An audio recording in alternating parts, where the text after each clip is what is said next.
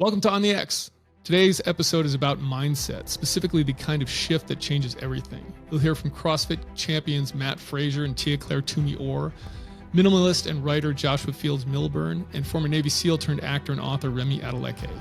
Each one of them shares a turning point, and they saw things differently, and it profoundly changed the way they trained, lived, or led.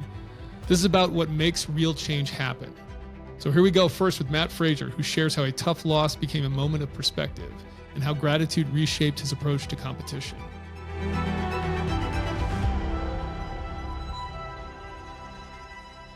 I remember one time it really shook me into having a different perspective. It was after the 2015 game. So Dan Bailey and I did it a couple times where day after the games, we would just go rent motorcycles. And so his brother and one of my buddies would come along and we would just walk into a Harley dealership, rent 4 Harleys, and just get lost for 3 days. We'd go from the Harley dealership to an REI. We'd buy tents and backpacks and shit, and then just go and just drive somewhere. And I'm moping around after the 2015 season, and we were at a gas station filling up, and I am just like beside myself. And Dan's like, "What the fuck are you sad over?" And of course, Dan doesn't curse, so no. Dan was like, right, "What are you sad over?" Exactly, yeah. And I'm like, "Dude, I lost the games again." And he's like, "You're sad?" He was like, "Bro, you achieved a goal that is like a life goal for everyone out there." He's like, "You achieved one of my life goals." He's like, "You hit the podium at the games." And it was just so funny, so interesting to me that I'm like, damn, I'm almost in tears. I could one wrong word to me at that time and I could be brought to tears in that moment of just I was so distraught and upset at myself. And then Dan is over there envious or just he's like, "Damn, that's a life goal of mine to get on the podium." And it was just different points of view. And I think probably that turned my weekend around a little bit. Like, oh shit. Okay. Yeah, you're right. I got on the podium. That's good. But well, what is the right balance there, right? Because that's one of those things where striking the right balance is important, right? It's like, you don't want to just be like, well, oh, well, now if you really want to achieve that goal, it's gotta give you a fire a little bit, right? But you can't dwell on it so much that it's like consuming your life, right? You got to turn it. Yeah, I think it's you got to find the balance for what your goal is. Right. At the time it was after the 2015 season, it's like, the social life got cut out, any staying up late, getting up, fucking tunnel vision. It's not until very recently that I've realized how tunnel visioned I was during my career. Because that was my normal day to day for 6 years, 7 years, it was, just that mindset, that routine, and the people around me, it was normal to them too. Like the people I saw on a daily basis were Matt O'Keefe and my girlfriend, Sammy, and they enabled it. They helped it. They, pushed me when I wanted to throttle back. And I remember the first time popping out of the bubble, like the bubble of CrossFit or competing or just, that's what I lived and breathed. Every day revolved around competing. And it was during COVID. And we went to a friend's place and we ended up staying at my buddy owned a rock climbing lodge, and it basically was like a dorm room, and it got shut down. So there were no guests staying there. So we went out and we ended up staying a month, but we're staying with 3 people that know nothing about CrossFit. They work out, they're active, they're healthy, but they know nothing about CrossFit. They know that I do CrossFit, that's it. And it was the first time that I was around some people that, every question isn't, "Oh, what do you think about this event? What do you think about that? Oh, so-and-so said this on social media. There was none of it. they are just living completely different lives. And it was, yeah. And so that was just kind of like the first time that, it's just like your eyes are open. You're like, oh shit, there's a lot more to life than just this. And so, that was a little dose of, but that was in the 2020 season. Yeah, it's not until more recently that I'm kind of looking back. I'm like, holy shit, I was a little maniac, just like nose to grindstone. It was like one singular focus, but also at the same time, I knew it was a once in a lifetime opportunity. I knew, like, it's not like it's not a guarantee that, like, oh, I could take this season off, or what if I just, start going to single training sessions so I can have this thing outside of the gym. No, I was like, nope, I got one shot to do this and to do it right. And so I wasn't going to leave anything up to what if. Next, Tia-Clair Toomey-Orr talks about the mindset that carried her through when her body hit its limits. It's just amazing to me to think about that, where you can have the exact same outcome 2 years in a row, second place, and your attitude, like the way it impacts you mentally, can be so different. That's just crazy to think. But it's actually not. Like, I think this is such a valuable lesson for people of, like, the attitude you take on something that happens to you is so critical, right? Yeah. Because, like, and it's not even like the second time around was bad. Like, it changed you in a way that made you then go become a champion, right? But just that notion that the exact same thing can happen, and, like, you can think about it in completely different ways. Yeah. That's kind of one component to it. The other one is, I think it's a really good lesson in showing people what they're capable of, in the sense that I think a lot of people have something like this in their lives, where something kind of comes along that's almost accidental, and you go, wow, how did I do that? How did I get there? And before that, they never would have thought it was possible. And they almost like stumble into it, and then you go, holy shit, I'm capable of that. Right. And then it changes your attitude. And I think that's a really valuable lesson too. And then the mental stuff. So I'm really curious on this. Did you then, because you're totally speaking my language here, and I love the fact that you did that, and then we're like, I got to learn and I got to kind of work on my mental game. Did you adopt mental practices too, like meditation and breath work and anything like that on top of that? Or was it more just like shifting your mindset, so to speak? I would say it was more about shifting my mindset, because, like, my mom, she's very she's very into yoga. She's very into, like, the meditating aspect, and she always has said, like, how important it is to take time to reflect and all that good stuff. So, like, I can't say I've ever been really good at meditating, because, like, I'm always constantly thinking. It's something that, like, I will find my meditation going to the beach and having, barefoot, sand in, feet in the sand, and, being outdoors, maybe being around, like, the trees, all that type of stuff, like, away from technology and that. Yep. But to sit there, and don't get me wrong, like, in my training, I have to stretch and mobilize a lot. So, there are moments throughout my day that I will try and just be more present, but I don't dedicate time specifically just to sit and meditate. It was all about, okay, like, understanding how the mind works and how to feed the mind and make the mind grow and being more open-minded and that, because I guess I just never, like, I just thought if you physically showed up and you were at your physical best, you could do anything, because that is the reality. Your body can do anything that you want it to do. But how does it start to get to that point? And it's all from here. Yep. And now, like, I look back on my whole career and I'm like, oh my gosh, it's not just in the gym and on the competition floor. It's in life as well. It's how we approach things in life. Do we look at ourselves as a victim in life? Do we find ourselves constantly being, put in situations, and you're like, why is it always me? It's like, because you're putting yourself in that position. You need to get out of this victim mentality and change it. And you're the only person who's going to change the way you live your life. And so that is exactly, it was like an epiphany when I realized that, because Rich Froning, he had an interview one time and he goes, I don't compete to just be here. Like, I compete to win.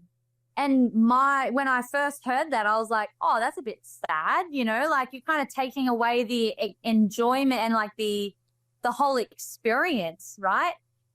And no, like now I understand what he means. Like, I'm not training my ass off day after day, sacrificing time with my loved ones, with my daughter, to just participate at the CrossFit Games. I'm training and, you know, hitting the gym so damn hard every day to win, because that is the only option. Yeah. And so, like, especially last year when, you know, Lazar had passed away, you know, obviously it was so tragic, but I couldn't bring myself to think, okay, like, no, I'm gonna like quit. Like, one, I know Lazar wouldn't freaking quit. And two, like, I'm going to show up and I'm going to keep competing and finish off the goal, because the job is winning and standing on top of the podium. And there was nothing else that I was like prepared to do. Yeah. It's interesting. The story I always think about, where you mentioned about kind of like, if you're in peak physical shape, like your body is capable of doing the thing, but it doesn't matter if your mental game is off. The one I always think of is Simone Biles in the Olympics, where, right, she had the thing go on, whatever that was, right? And I don't exactly know, but the reality is either whether it was just kind of dizziness or anxiety or whatever was going on there, at that moment, she's the best gymnast in the world, totally physically capable of doing everything that she needs to do. But when this isn't right, it doesn't matter. Right? Like, it just doesn't matter. Like, the head stuff has to be squared away for it to count, right? For it to go out there and actually do your best to perform. Yeah. Were you, of all these books you were reading, was there a few that like you would say, these books really changed my perspective or like my way of thinking or had a huge impact on me? Yeah. Do you know what?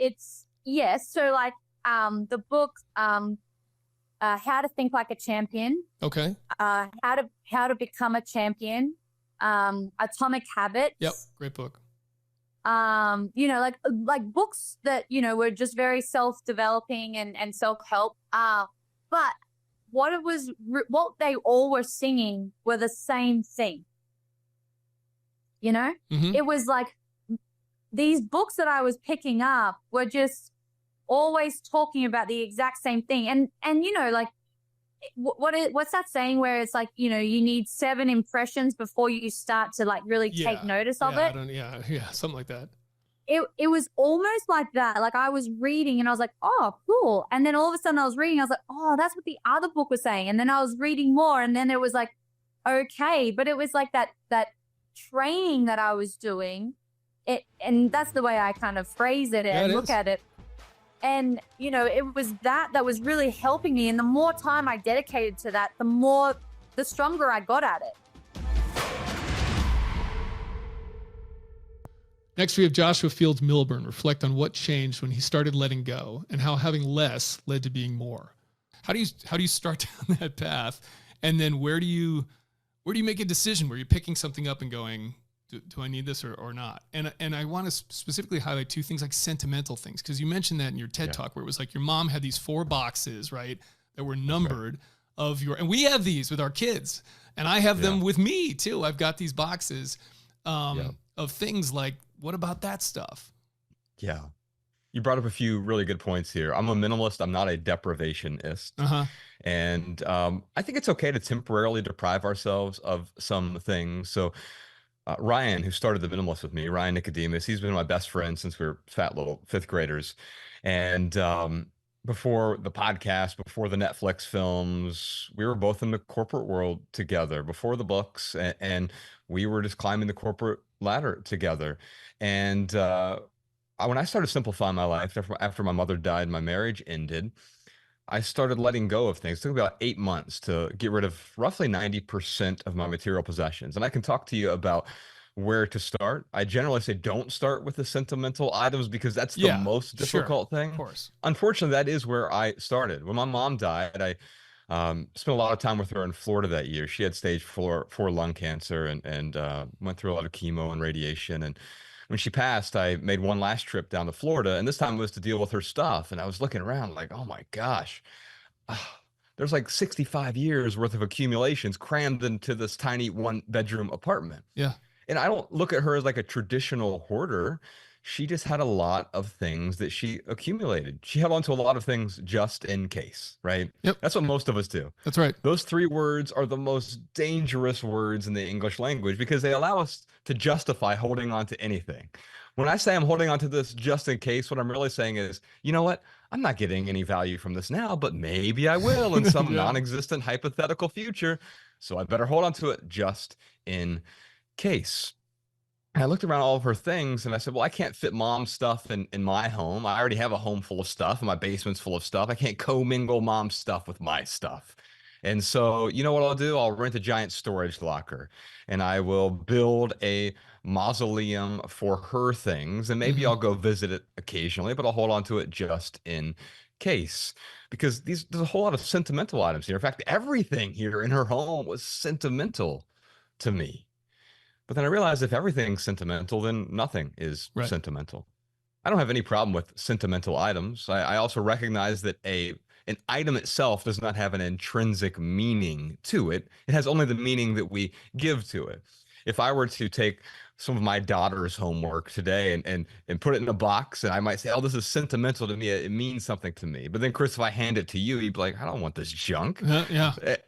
I've been through this, by the way, even like in my own family, right? Where it's something gets passed down and it's like, oh, this means so much. And I'm like, yeah, it doesn't really mean anything to me. I mean, like, I'm sorry, but it just doesn't, right? Yeah. Yeah. And so when I started there, I spent 12 days actually getting rid of my mom's stuff, the vast majority of it. I went home with a few sentimental items and I figured out that I actually get far more value from those few items that I held on to than if I were to water them down with tens of thousands of other trinkets that I was actually just paying to put in a giant box with a padlock on it and paying every single month to hold on to those things. And so when I got home, I started applying that same reasoning to my stuff. It's like, if everything is meaningful, then nothing is meaningful. If everything is precious, then nothing is precious. And it turns out that I was holding on to a lot of things because I was telling myself a story about those things, whether that story was about some future that they might have. It could be a story about the past, but either one of those stories takes us out of the present moment. And for me, minimalism started with a question: how might your life be better with less? Another way to think about that is, how might your life be more with less? Quite often we find that we already have enough. Now, don't get me wrong, there are some people who live without enough. And if you don't have enough of something, then subtraction isn't going to get you there. But for most of us, we have enough stuff. And we actually have more than enough. And to get to enough, it requires some level of subtraction. And so when I asked that question, how might my life be more with less? It was really a question about, what is my why here? Why am I simplifying? For some people, they're letting go of the excess stuff because they just want a tidier home, or maybe they just want it to be easier to clean. And I think that's wonderful. For me, it was like, I need to regain control of my finances. I made really good money in the corporate world, but I spent even better money. So I was really broke. I had about $500,000 worth of debt, and I continued to buy things with money I didn't have. In fact, there were things I didn't even need, and I bought them to impress people that I didn't like or didn't even know. Look at me, look how successful I am, right? And so I realized, like, oh, I'm buying these things and holding on to these things, not for me, but to create some idealized version of me. Look how successful I am. And so I asked myself another question: does this thing add value to my life? I just picked up something in my house. Does this add value to my life? And I kept asking that question over and over and over. And like you and like most people, I was overwhelmed by stuff. I didn't know where to start because if you have hundreds of thousands of items and all of it Yeah. feels meaningful or precious or just overwhelming, it's like I don't know where to go from here. And so I asked myself, what if I got rid of one material possession for a day? One material possession each day for Each a day. month. Yeah. Okay. What would happen? And I got rid of way more than 30 items because you start to get some momentum. You can start anywhere. In fact, eventually this became something we call the 30-day minimalism game now. It's a little bit different. We have this free calendar over at the minimalists.com that people can download. And it's a free game that you can play. But the way it works is, for me, decluttering is kind of boring. I don't want to spend my weekends in the garage every weekend or in the attic. Yeah, because then you're just trading your stuff for time, right? Or you're trading your time for stuff, or however way that would work, right? Where it's like, okay, you decluttered these things, but now you're spending all your time decluttering, which means you're not getting the time back that you're wanting, right? Yeah. And so I wanted to approach it with some more curiosity, and I want to be a bit more playful. And so we came up with this thing called the 30-day minimalism game, and we've had tens of thousands of people play this game. And what's fascinating about it is it makes decluttering a bit more fun. You start at the beginning of a month, and it could be any month. And the first day you partner up with someone. It could be a friend, a family member, a coworker, someone who also wants to get rid of some things with you. And it starts off real easy because on the first day of the month, you just have to get rid of one item. The only rule is it has to be out of your house by the end of the day. Now, out of the house could be in a donation box that you keep in the garage or whatever, but one item out of your house on day one. So you get some momentum. Day two, it's 2 items. Day three, 3 items. Still pretty easy. And finally, Remi Adeleke shares how getting dropped from buds forced him to rebuild from the ground up. You can't do a lot of the stuff that's required for buds. Like you could barely swim, if at all. Yeah. And you sort of lit a fire under your ass. You met again another, like a guy that would help you out there and kind of teach you how to swim, right? Lieutenant Colonel Murray. Put in all this work, get to buds, and then get rolled a few times. You have to get dropped. Eventually, because you can't pass some of the stuff. You go back into the fleet, so to speak, and do some deployments there, make it back. Yeah. I mean, how many, but you were in like what, 5 buds classes, 4 or 5? So it's 2. I was in 250 was my first one. Got med rolled in Hell Week for the pneumonia site. Started with 251. Restarted with 251. Got rolled after Hell Week, 2 classes for swims. So started back up with 253. And then after 253, so I got dropped in dive phase, made it through first phase, got to dive phase, got dropped in 253. So then came back with 266, got all the way to third phase, got rolled in third phase, and finished with 267. So 5 classes. So that's an amazing amount of tenacity, which you would expect, certainly for people that get, anyone that passes that training. However, that's tenacity, man, to stay with it. So what kept you going through all that? Was it just like, I don't know, what was it? What kept you? I knew that I could make it. I mean, I knew, especially with what happened when I made it through first 3 weeks of first phase in 250, and then Hell Week, and how destroyed my body was. I had pneumonia, psych, rhabdo, and just once I kind of fell out and then woke up in the ICU. And that's when I was like, all right, I know without an unequivocal doubt I can make it. I know I could do this, because my body was destroyed. And then I remember when I got back to buds after getting released from the hospital, Master Chief Hoffman and Senior Chief Fortin, they came into, she was Chief Fortin at the time. They came into into the barracks in I think it was 617 to 618.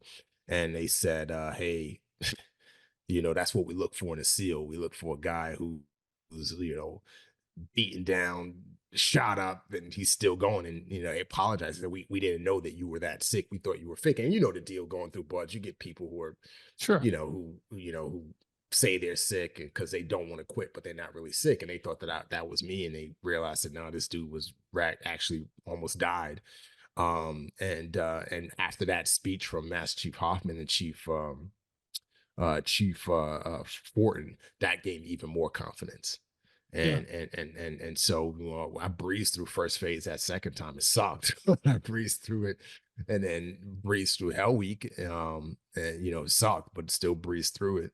And those were 2 winter Hell Weeks too. You know, those were both in the winter time, and it was a kick in the nuts. But I would say that that's when I was just like, I know I could do this. I know I could do this. There's an interesting piece, like almost like a switch, I would say, in your story, which, so first of all, you have kind of for lack of a better term, a religious conversion of sorts. Somewhere along the way here. I'm not exactly sure when it happened, but I kind of want you to talk about what brought that about. But it also, I think when I was listening to it, coincided a little bit with, I would say you went from somebody who it seemed, and I think you would say this, that you had a little bit of a chip on your shoulder, to someone that was a lot more humble. And I think those things happened sort of concurrently. I don't know if one fostered the other in a certain order, but I'm just kind of curious about what brought that about for you. Yeah, I think, you know, after I got dropped from Buds, that was very humbling. that was very, very humbling. Because, you know, I was in dive phase, and just, it was crushing, and it was all my fault, you know, because I was out partying on the weekend instead of going to remediation and doing stuff I should have been doing. So it was a gradual humbling. And then being with the Marines, man, that was with the grunts, man. I mean, I remember we went out for a training exercise out to Mojave Desert, Mojave Viper, and we drove this truck out to the middle of the desert, and our sergeant was like, "All right, get out." Got out, and it was like, "All right, this is where we're sleeping." And we had no like pads. We had no pads. We had no nothing. We had to sleep on rocks. And that was eye-opening for me. I was like, wow, this is really, really humbling. This sucks, man. This is a kick in the nuts. And it was just like, it's like they just drop a bunch of Marines off in the middle of the desert and says, all right, survive. We'll see you in a few days. And that was humbling. And then, you know, and then getting back to Buds and having to start all over again, that was another level of humbling. And then got into a relationship, and I would say, you know, once I made it through third phase and I was in this relationship, I would say that pride started to rise back up in me again, and it kind of manifested itself in the way I treated this girl I was dating, and I was just being a dirtbag, cheating on her, just doing a bunch of stuff I shouldn't have been doing. And this woman kind of loved me. And then I broke my ankle, man. I broke my ankle in jump school. And that sucked. You know, I split my medial malleolus in half, and couldn't walk for 4 months. And this girl who would treat me, she treated me like a god. I mean, she would come clean my house, bring me food, leave her dog with me to keep me company. And I was so angry, not just by what had happened in the military, but what had happened throughout my life, just how, and there was nobody else to release my anger on but her. And so I would just spew all this anger, just all this mean stuff on her. And I broke up with her once I was able to walk. And I remember her crying. She was just crying. She kind of was in my apartment and slid down the wall and sat on the floor. And I told her to get out of my apartment, and she left. And I remember a couple months later, I felt the same voice that told me to join the military, told me to take her back, and I did. And when I before I left to Kodiak, Alaska, for survival training out there, I forgot what it's called, winter training, cold weather training. That's when she took me to the airport out in North Island, and I remember there's another SEAL named Todd Wells, and she had dropped me off, and then she tried to give me a kiss, and I wanted, because I didn't want to kiss her in front of my other guys in my class, in front of other guys, and so she just went away, and she was crying, and Todd Wells came up to me. He's like, dude, you need to stop being a dick, man. He was just like, that girl is so good to you. Like, it's not cool. Like, you think that it's what you're doing is cool, but it's not cool. And she's going to leave you one day. Like, I don't find, and I'll never forget that conversation he had with me. And when I got out to Kodiak, Alaska, I just remember just being away from technology, being away from everything, doing these long land navigation hikes by myself. Because as you know, going out there, you have to stay alone. You can't partner up with anybody. And I just remember just having time to reflect, and it was like somebody was holding up a mirror and showing me what I had become, and showing me what I had done to my mom, to other people, to my brother, to this girl, and I just remember being disgusted by it. I just didn't like what I saw, and I made the decision while I was out there that I'm going to turn my life around when I get back, and I'm going to marry this girl. I'm not going to be a dick anymore. And it was too late. She had already made the decision to leave me. While I was having that awakening, she went to a party and she ran into an old coworker of hers who was married to a SEAL. And the coworker asked her, she said, "Hey, I heard you're dating a guy who's about to go into the teams. How is it?" And she was like, "Oh, it's okay." She said, "You need to leave him." She said, "Why?" She's like, I'm married to a SEAL. If it's bad now, it's going to be worse later. And that's what finally gave her the strength to leave me. And so, while I was having my awakening, she had her awakening, and then she left me, and that kind of crushed me, humbled me even more so. And that's what kind of led me to God, man, led me to church, and said, I need something bigger than myself to kind of change me, because, joining the military, yeah, that's great and that's admirable, but the old me was still in me, and the old me had to get pulled out of me, and so that's kind of how it all happened. In short. Yeah. And you even went a step further, where I don't know what the right term is exactly, but kind of like a pastor or some. Yeah. Right? Yeah. I was a youth pastor. And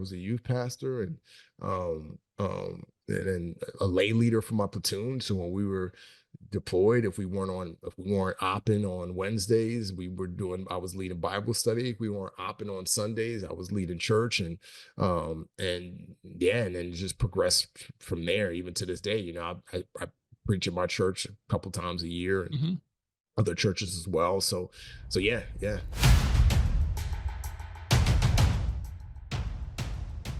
Thanks for listening to On the X, the official podcast of the Navy SEAL Foundation and an Ironclad original series. Learn more at NavySEALFoundation.org or text On the X to 60104. See you next time.